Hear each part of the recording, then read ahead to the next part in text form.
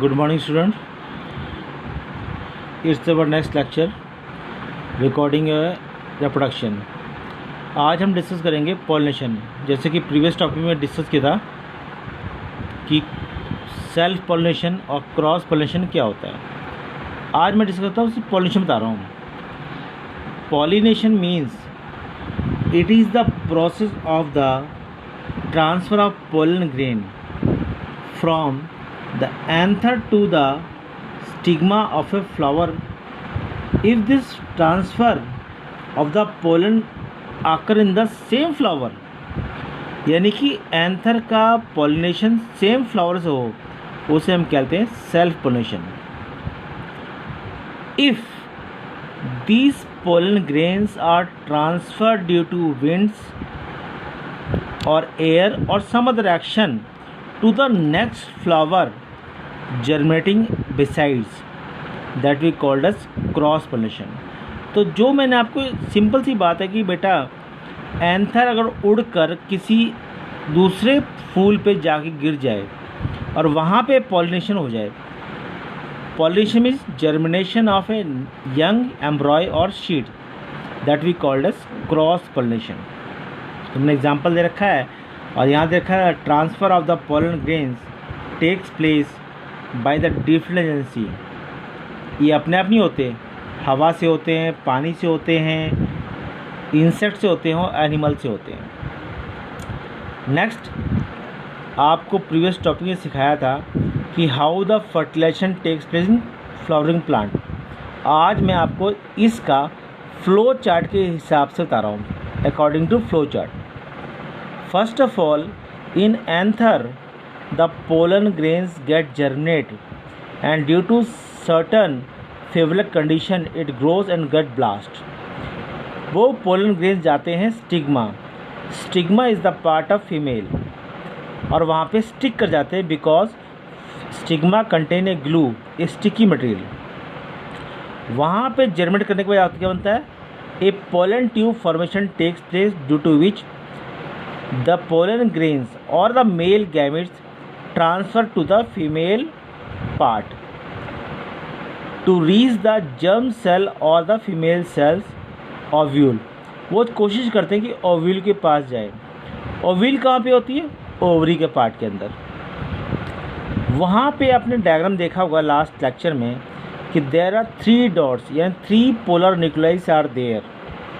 तो वहाँ पे जब हम pollen grains are transfer, there are 2 male gametes, one get fuse with 1 polar nuclei to form a endosperm.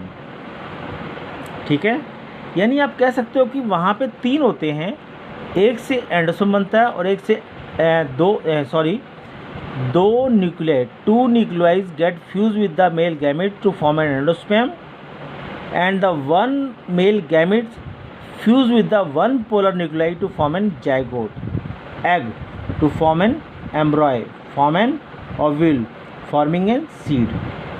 यानी कि that is the responsible, यानी कि 1 male gamete fuse with the 1 polar nuclei that is responsible to produce seed. जैसे आप mango खाते हो बेटे, तो मैंगो के आउट पार्ट में जो मैंगो के आउट पार्ट में जो खाने वाला सामान होता है, that we called as endosperm, और जो गुठली होती है that we called as seed. That is known as fertilization. That we called as in fertilization of a flowering plant we called as triple fusion. Next we proceed next line. reproduction in human beings. Similarly, how the reproduction takes place in human being. Reproduction कभी बेटा initial stage में चालू होता है. It takes place during the age of puberty. What is the puberty? Puberty means maturation. When the male gonads and the female gonads get mature in the female and male individual. It means कि जो ज़िंदगी का अगर हिसाब लगाया जाए तो हमारी ज़िंदगी का 15 साल जो बोलते हैं 15 years of your age is a maturity age where we called as कि we are get mature, that we called as maturity. 13 to 50 years is called age of puberty, age of puberty. During that our the reproduction cycle is get matured. When it get matured we get certain changes in male and female. एक छोटे बच्चे से अगर अपने आप को compare करोगे तो अपने आप को चेंजेस पता लगेंगे, चेंजेस क्या होते हैं. यहाँ पे चेंजेस लिखे हैं मेल के और यहाँ लिखे हैं फीमेल के.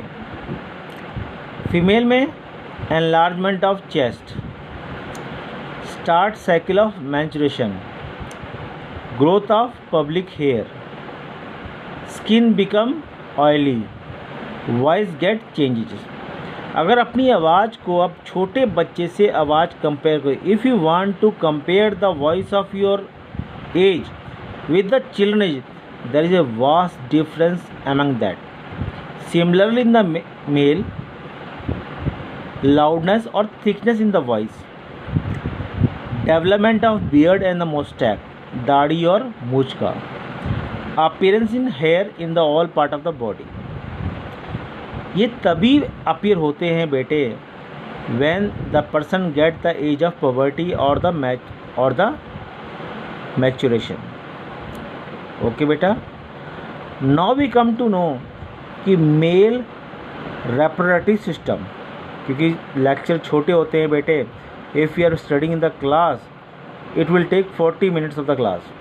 अगर एक टीचर बोर्ड में लिखता समझाता है तो I think it is not possible to elaborate all the things in a class in a single lecture. So take a step by step. यहाँ मैंने आपको फ्लो चार्ट बना रखा है. क्या बना रखा है? Flow chart. और फ्लो चार्ट में आपने ये सीखना है कि सर कि कैसे पॉसिबल होता है. तो आपने नोटना है the male reproductive system you can get from the book and the diagram, but you have to learn step by step. Scrotum contain a pair of testis. Scrotum के अंदर क्या होता है? टेस्टिस होता है. और testis is responsible to produce sperm and testosterone. Testosterone is a hormone which is responsible to change in male and female. Sorry, only in male, because we are talking about male. Sperm. Sperm is carry out the vasa deferens, carry sperm to the कहाँ ले जाता है बेटा? Up to urinary bladder, urinary bladder तक. जब आप urinary bladder तक जाते हो तो it means the simultaneously the kidneys function, the urine from the ureter coming to the bladder, यानी कि दोनों के कनेक्शन एक जगह पे है. तो मैंने दिखा रखा है किडनी से यूरिन और यूरिन से यूरेटर, दोनों चीज़ एक जगह आ रहे हैं और दोनों जगह कंबाइन हो रहे हैं. It means the sperm and the urines have the passage similar, get link together. Okay.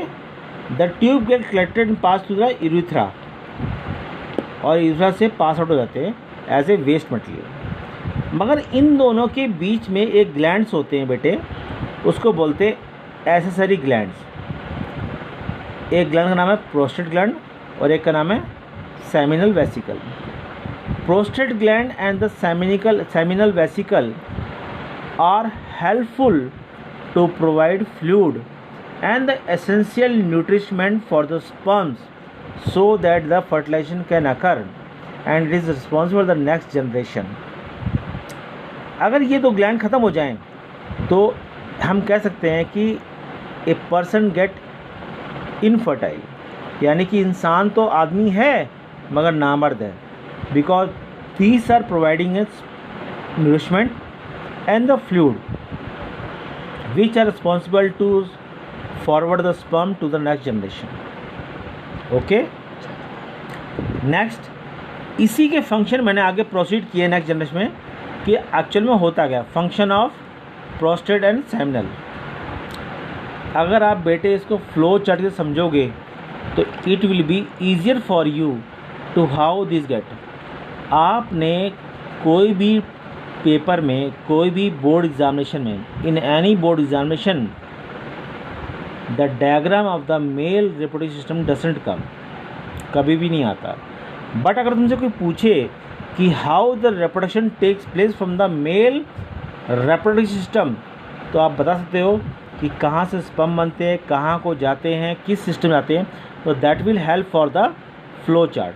Flow chart को याद करो step by step, just like कि आप कहीं को मूव करते हो तो यहाँ मुड़ना है, यहाँ मुड़ना है, यहाँ मुड़ना है, फिर यहाँ दुकान मिलेगी, वहाँ से सामान लेके आना है। It is a path of a direction by which you have to move.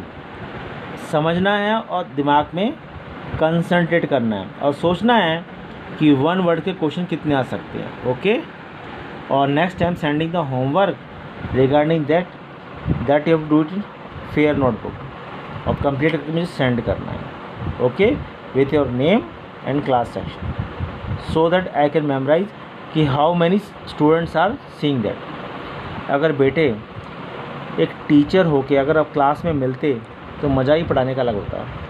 I am teaching on the video, uploading my video in YouTube. If you like it then subscribe it, then please subscribe it. I will be very thankful to you. Thank you. मुझे खुशी होगी कि मेरे बच्चे मेरी video देखते हैं। जब मैं वीडियो देखता हूँ ना, देखता हूँ 15 ने देखा है, 16 ने देखा है, 17 ने देखा है, it means all students are not ready to see the video. आप 15 मिनट लगा के नोट्स को डाउनलोड करो, उसके बाद वीडियो देखो और फिर बैठ के आराम से पढ़ो। If you are getting doubt then you can call me any time. I will thankful to you. Have a nice day, take care, thank you.